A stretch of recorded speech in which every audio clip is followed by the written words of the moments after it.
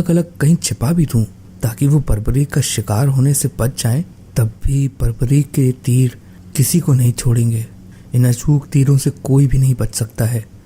हे वीर योद्धा, मैं तुम्हारे साहस की सराहना करता हूँ। मैं तुमसे दान स्वरूप कुछ मांगना चाहता हूँ। ब्राह्मण राज, अगर मेरे वश में होगा तो मैं आपकी इच्छा स्वरूप दान की अभिलाषा जरूर पूर्ण करूंगा। मैं वचन देता हूँ ब्राह्मण राज, आप मुझसे दान में जो भी मांगेंगे मैं आपको मना नहीं करूंगा। मुझे तुम्हारा शीश दान चाहिए पुत्र, क्या तुम ऐसा कर सकते हो? आप कौन हैं? मुझे अपना परिचय दीजिए। आप मुझे ब्राह्मण नहीं दिखाई देते, कृपया करके मुझे अपने वास्तविक रूप से अवगत कीजिए। बर्बरीक की प्रार्थना करने पर भगवान कृष्ण अपने रूप में आ जाते हैं। बर्बरीक उन्हें प्रणाम करता है। वासुदेव कृष्ण, आप स्वयं मेरे शीश दान की अभिलाषा हेतु आए हैं। बर्बरीक, युद्ध भूमि की पूजा के लिए एक वीर वर क्षत्रिय के शीश दान की आवश्यकता होती है और तुम महावीर महायोद्धा हो, अतएव मैं तुमसे शीश दान मांगता हूँ। हे वासुदेव कृष्ण, मैं आपको अपना शीश अवश्य दूंगा, पर मेरी दो इच्छाएं हैं। पहला ये कि मेरी देह को आप स्वयं अग्नि देंगे और दूसरी इच्छा ये है कि मैं अंत तक इस युद्ध को देखना चाहता हूँ। ऐसा ही होगा वीर शीश दानी बर्बरीक। कलयुग में लोग तुम्हें हारे हुए का सहारा बोलेंगे, तुम्हें श्याम नाम से पुकारेंगे। मेरे नाम से ही तुम्हारी कलयुग में पूजा की जाएगी। कलयुग में खाटू श्याम नाम से तुम्हारी पूजा होगी। फाल्गुन माह की द्वादशी को बर्बरीक ने अपने शीश का दान दिया।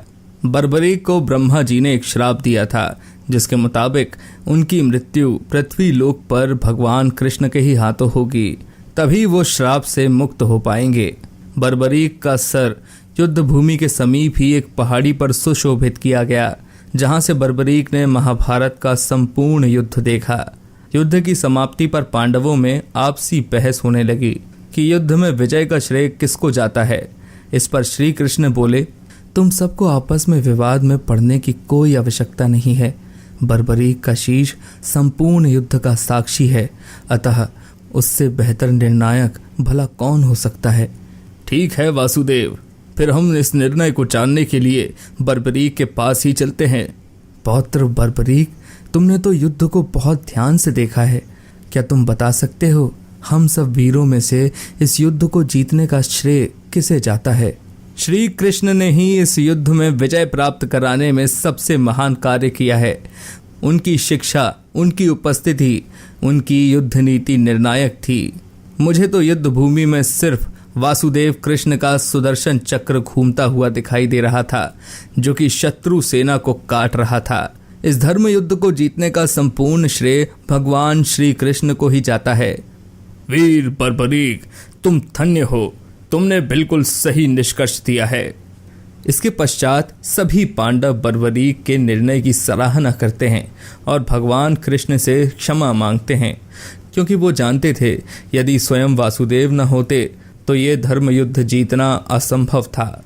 धर्म की विजय स्वयं वासुदेव कृष्ण के कारण ही हुई थी। भगवान कृष्ण के आशीर्वाद से बर्बरीक को कलयुग में श्याम नाम से पुकारा जाने लगा। आज भी खाटू श्याम जी महाराज के अनेकों भक्त रोजाना उनके दर्शन करने आते हैं और उनसे मन वांछित फल की प्राप्ति भी करते हैं।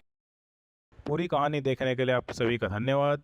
वीडियो को लाइक करें, शेयर करें, चैनल को सब्सक्राइब करें और बेल आइकन का बटन